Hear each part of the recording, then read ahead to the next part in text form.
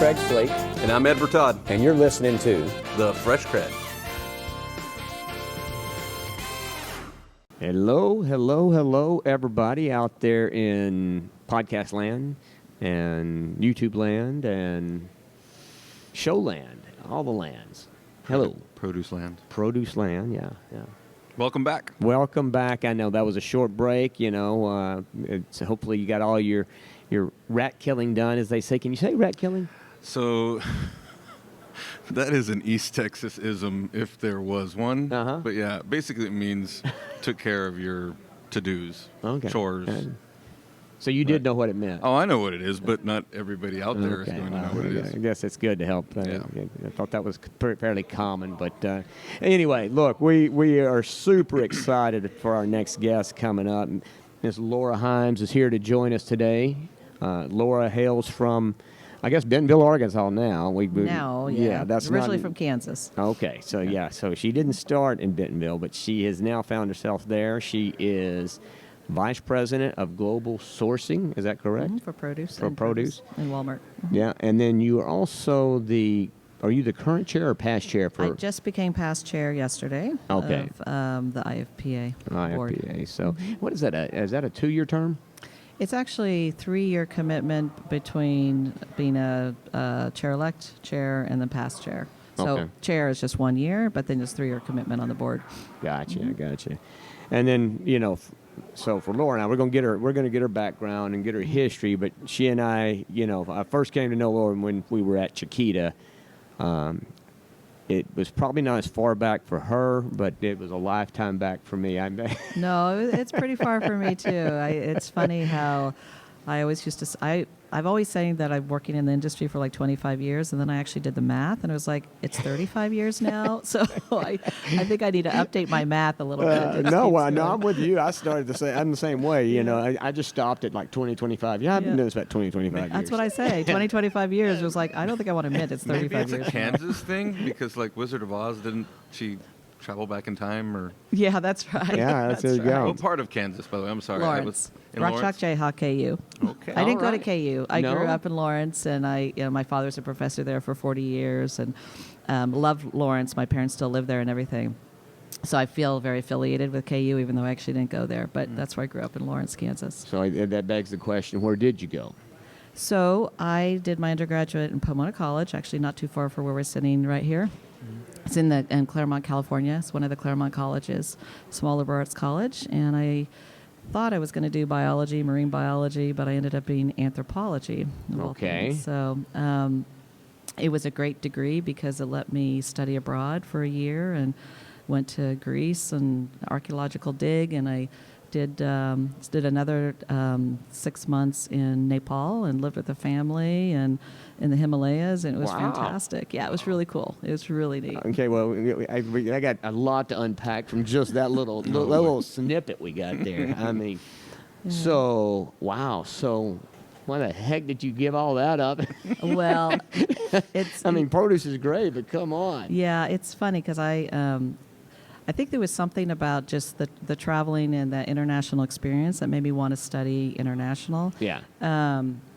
Leaving Pomona College, actually, I was thinking to be a lawyer, and I went to New York City and worked with a big law firm called Skadden Arps in New York City as a paralegal, and that was crazy. Working, it's like a sweatshop, working like crazy hours, and decided I didn't want to be a lawyer after that experience.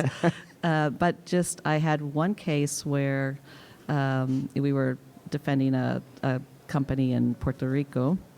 So I spent a lot of time in Puerto Rico on the case, and Puerto Rico, even though it's not definitely an international country or anything, but it gave me that kind of international flair and the Latin flair, and I just thought there was something about the international experiences that I had that I absolutely loved, and that's when I said, no, I want to do something international.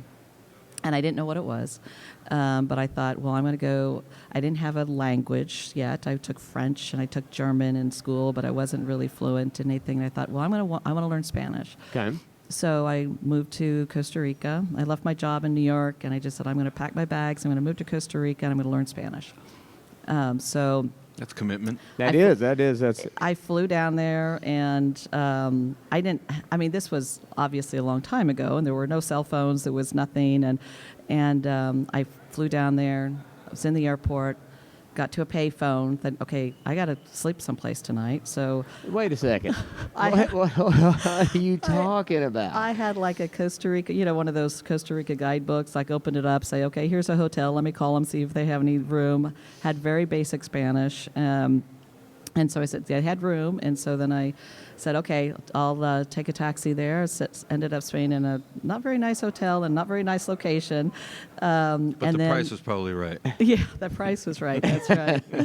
And then just signed up for one of those, learning Spanish in a foreign country type programs, and lived with a family and start learning Spanish, and loved it, and ended up working with the American Chamber of Commerce down there. And that was tough because my Spanish was so rough, and I remember every time that phone rang and I had to like lift up that receiver, and I just knew it was going to be blah, blah, blah, on the other side. Right. I'm like, oh my God, what did they just say?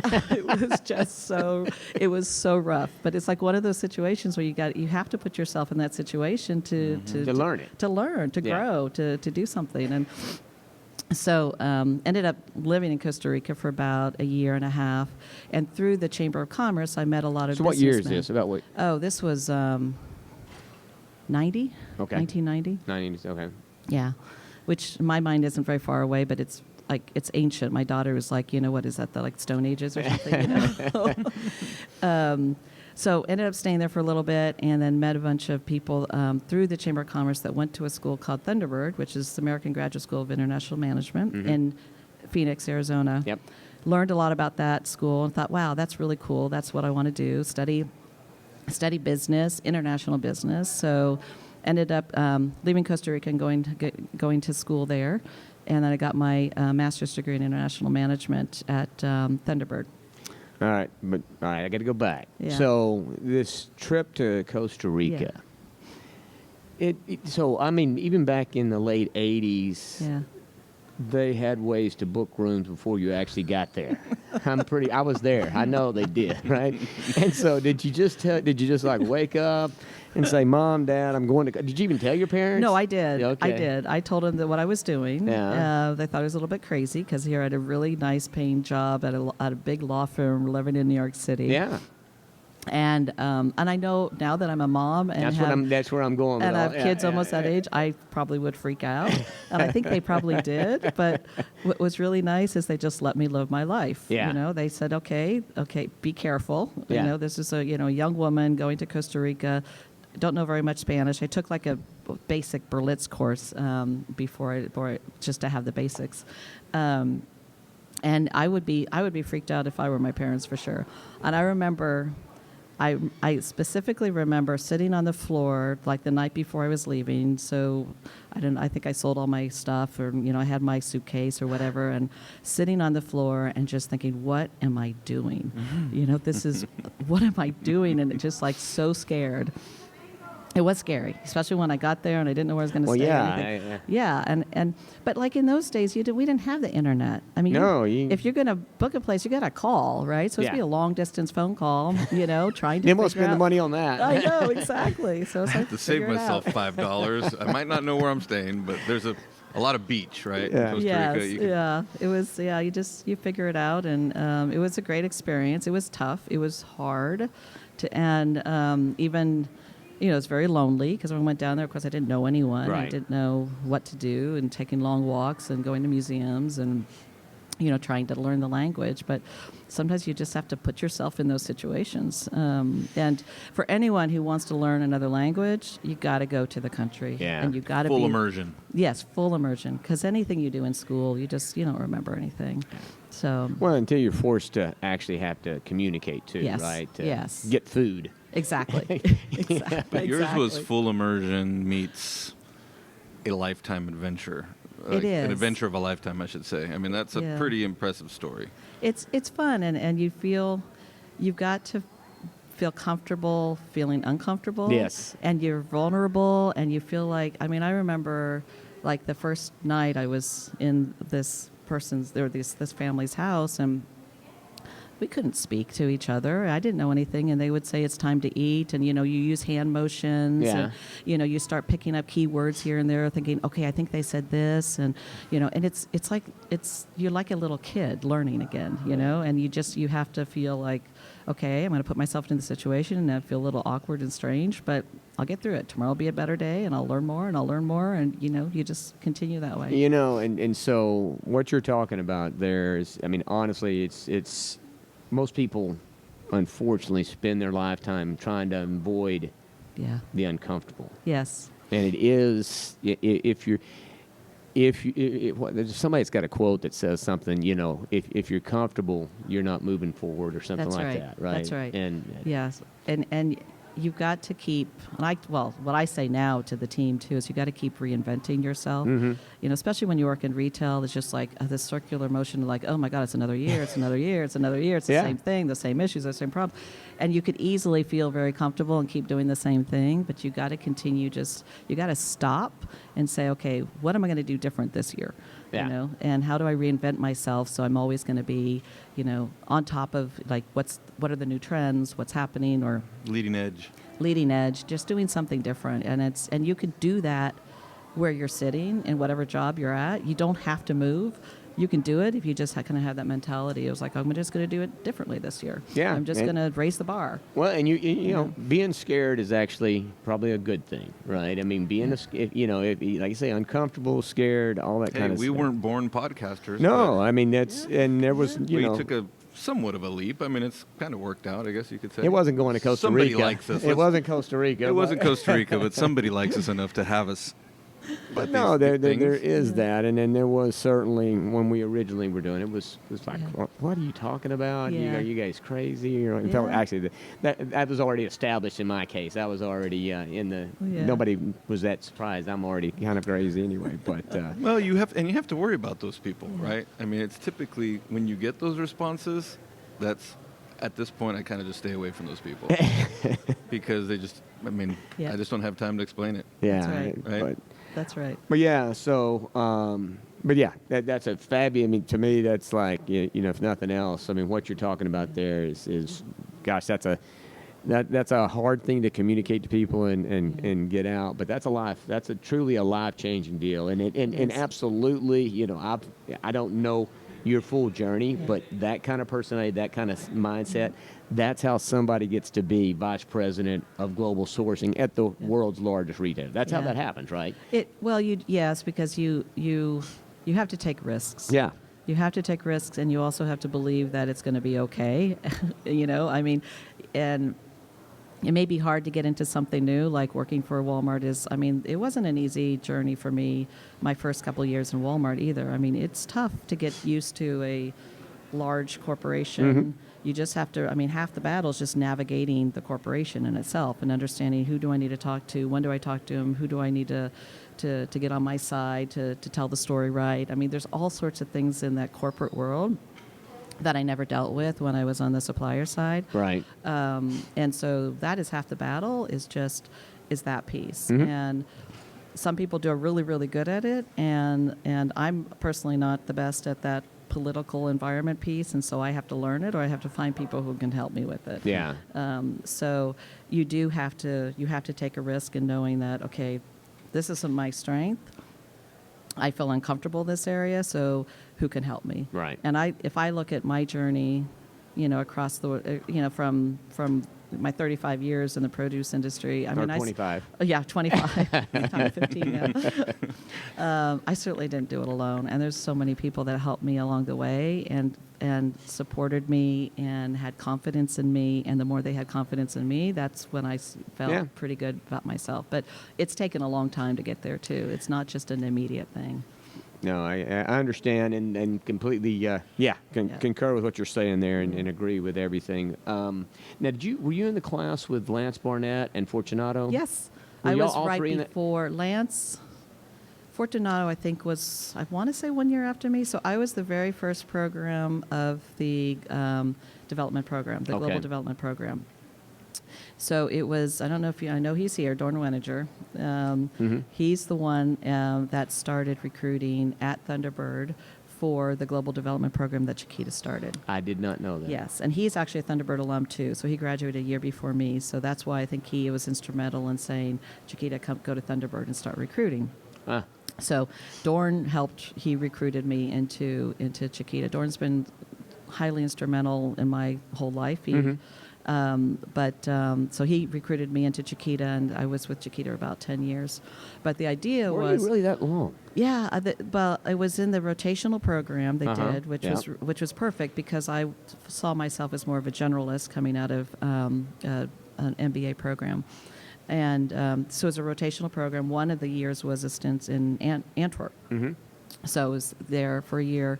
But the idea was to develop management for the tropics. Right. So I spent most of my time down in the tropics. So the first area was in Panama. So I was in Puerto Moyes, Panama, lived in the banana plantation down there.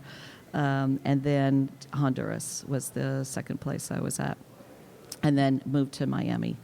So it was Cincinnati, Antwerp, Puerto Moyes, Panama, Honduras, Miami, and that's what I did in my 10 years there. Wow.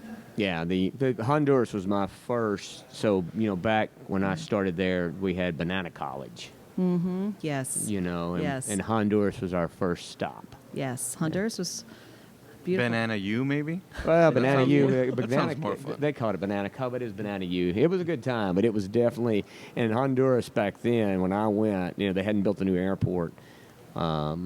Yeah, it wasn't an easy place to live, that's for sure. Yeah. Well, Puerto Moyes is beautiful. You're right on the coast. It was what you think of as a typical banana plantation, like all the houses on the stilts and, just a little compound and things like that. So it was difficult in the sense there was really nothing to do except for work, because there was nothing there except for the little... Oh, they had a golf course there. They had a bowling alley, which was really fun. I'd never get to see the bowling alley. But you have a person at the end who has to pick up the pins every time because it's just basically awesome. It's just a little aisle thing with the pins at the end, and you just roll the ball out. So it was really fun. So they had that in the compound. The funny thing about that story, it was hilarious because I ran the financial analysis group, and we had analysts in all of the farms. And of course, this is before internet or anything like this. And we had so we had to do the budgets for the farms, and all the analysts would do their own budget, and then I would take it and roll it up. But so we had the little discs, and so one of the things that I would do is each one would work on their budget, and then I would go to I would basically run around each farm picking up their discs and bringing them in so that I could consolidate all the information. It was fun. I enjoyed it. That was a good experience. I was going to ask, of all the places you've lived and everywhere you've lived, and whether it was conscious or not, I mean, obviously the first kind of step out you took to Costa Rica was obviously of your choice, but did you ever see it as a sacrifice? I mean, because it's interesting. I mean, there's a recurring theme of folks. I've never lived international, but I've lived all over the country, and most of it for work. Yeah. And there are a lot of people that would say, there's no way I'm moving. I don't care what the circumstances are or what the opportunities are. And some folks have that luxury and some don't. But you had to have seen it as a sacrifice at one point. Yeah. I would say the hardest place, and not because of the people or culture, but more for security, was Honduras. And I lived in San Pedro Sula, but then had to travel down to Tegucigalpa? No, we were in Lima. Lima, that's right. Yeah, that's where their offices was. It was about a 30-minute drive, and there were times there where things happened that, I remember at one stop sign, there was the person in front of me hit the car in front of him, and that guy got out with a machete and was waving the machete at the guy in front. And I was like, okay, I'm out of here. I'm going to go. I'm driving around this thing. I don't care if it's a red light. I'm just driving.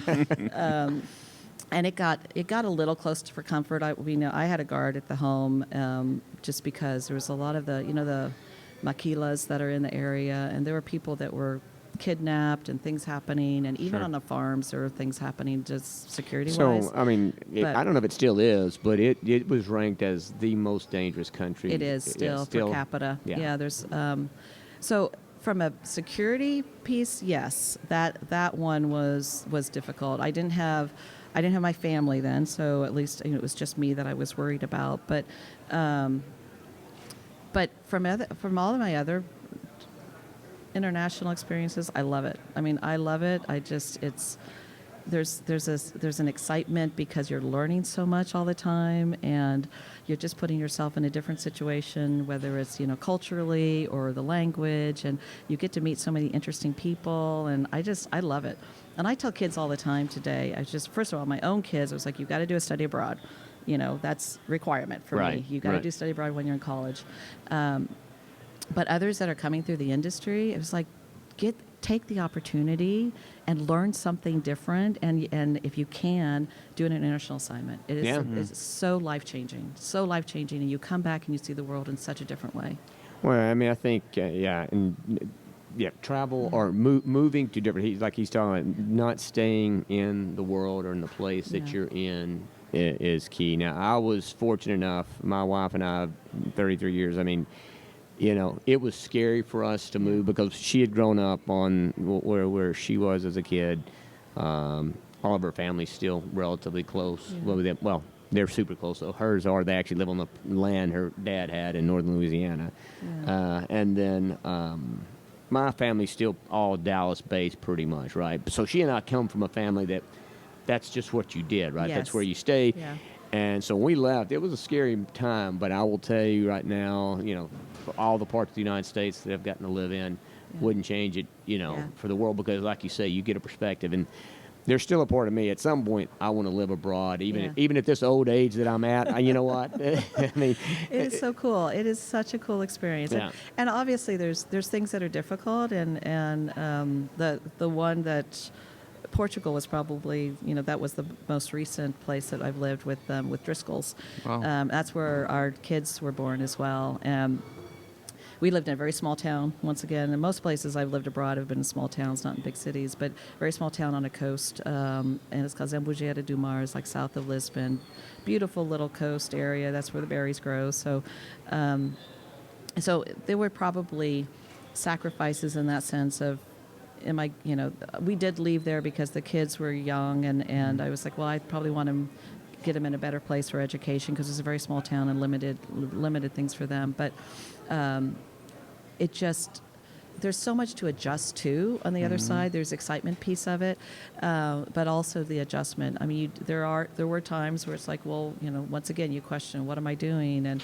And things aren't the same, and I have to adapt to this. And as you get older, I think it's harder to adapt. You got to get set in your ways. But it's a nice shock to the system to have to go do that again. And like I said, you meet so many incredible people that way, and then it just kind of changes your perspective on things. Yeah.